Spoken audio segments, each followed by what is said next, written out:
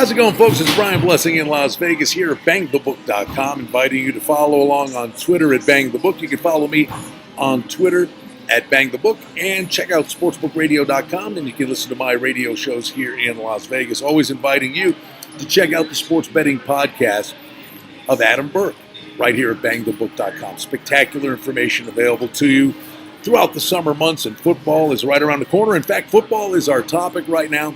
We're discussing Conference USA. Let's get a little conference preview action for you. This is a conference that features a lot of electric offensive talent. There'll be a lot of stars that are returning. They'll be on display, and it's a conference that's not afraid to take on the big boys when they go out of conference. They will take on some of the tougher teams, and from a spread perspective, might be able to make you a little bit of money covering a big number. But let's go through the teams. We'll go alphabetically. We'll start with Charlotte. This is a very young team with head coach Brad Lambert. And the bottom line is he's got two new coordinators here. So there could be a transition in the beginning of the season. And then you say, well, maybe they'll improve as the season goes on. The rub for Charlotte is their schedule is backloaded. They play some very tough teams in the back half of their schedule. Florida Atlantic, they're the odds-on favorite, minus a dime, minus 110. To win the conference. Lane Kiffin just got this team going in the right direction, really offensively dangerous, and they get their stud running back. Devin Singletary is back, but the hidden gem here is it's an experienced defense that should improve. We know they're going to put points on the board, and the defense should be even better this year for Lane Kiffin at Florida Atlantic. Florida International, Butch Davis, the head coach, trying to get this program going again. Now, the thing that's really intriguing, you've got the studs, Florida Atlantic and Central Florida, in that backyard, in that neighborhood. Butch Davis is actually the guy, according to our good friend Mark Lawrence of Playbook.com, who's won the recruiting battles. So he's got some studs coming in, but Davis is still in that transition stage trying to put his stamp on this program, but he's got some talent that he'll be able to work with. Let's go to Louisiana Tech. They are 8-1. To win Conference USA. Skip Holtz is a phenomenal coach. Year in, year out, gets it done. And this is a team that finished strong last year. They'll try to build on the momentum of the way they wrapped up last year. And to help, they get a ton of talent back at the skill position, specifically quarterback Jamar Smith is back. And Louisiana Tech could take a step forward. Marshall had a nice bounce-back season last year. They recorded 8 wins, and the games they lost were close. So the Thundering Herd is back to respectability, now trying to take it to the next level. And the one thing, quarterback and the coordinators are gone. So the beginning of the season could be instrumental for them. And we're going to talk about a couple of key dates. One of them is in about week 5 for Marshall.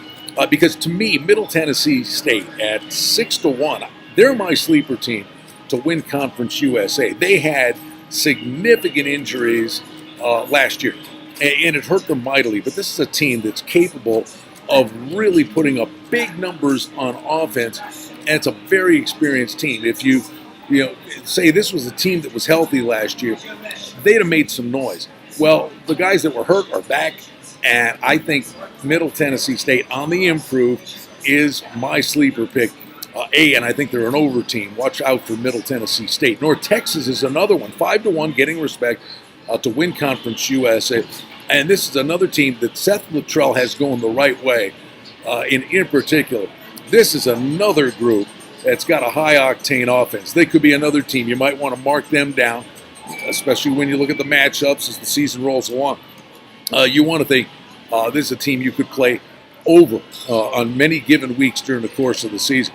Old Dominion had a really bad season last year, but they did salvage it late in the year, and they're hoping the way they finished will bleed into this season. And quarterback Steven Williams got some experience, a freshman last year. They have high hopes for him.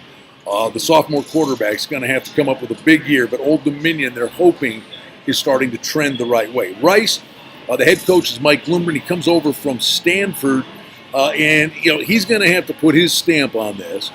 And obviously he comes from a bigger conference, and this is a coach they think can do some good things. But one thing, he's got a ton of work to do on the defense. Simply put, Rice, on a perennial basis, can't stop anybody. That's the big bugaboo there. Southern Miss, this is a team in the rebuild mode, and it ain't pretty. because they've gone the JUCO route up and down the board, and they have only 9 starters returning. So lack of experience, bringing guys unproven to the D1 level could be some growing pains for Southern Miss this year.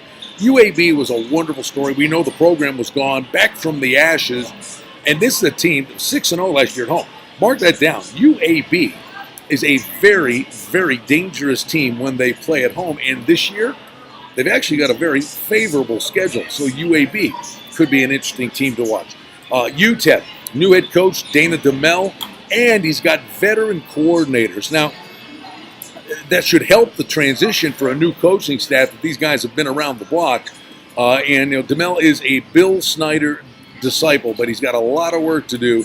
But the coaches, I think, for this team, they may keep it respectable and maybe cover some numbers for you, but there's work to be done at UTEP. Now, Texas San Antonio, UTSA, this is a team that has a really stout defense. And again, we always talk about our friend Mark Lawrence, who does great work digging into inside the game and inside the teams and inside the conference. This is a team that was on the improve from a stats perspective, improving numbers on both sides of the ball. 8 of the last 11 games last year, UTSA outgained their opponents. So they could be a team that makes a little bit of noise in Conference USA. And then I was sad to see this because Western Kentucky was a team that I always had really good fortune playing. Electric offenses. You could make money with this team. They could pull off upsets. They were a high-scoring team. They were a dead-over team. Mike Stanford at the helm, though, even with a good quarterback last year in Mike White, this is a team that just took massive strides backwards, looking for a bounce-back season, but it may not be pretty for the Hilltoppers at Western Kentucky. It's fun talking football. There's a Conference USA preview, and you can always follow along here on Twitter at Bang the Book. Brian Blessing, glad to be with you from Las Vegas. We got more conferences. We got the NFL. Training camp's about to open. There is no off season. There's always something going on, and we're glad to be with you here at bangthebook.com.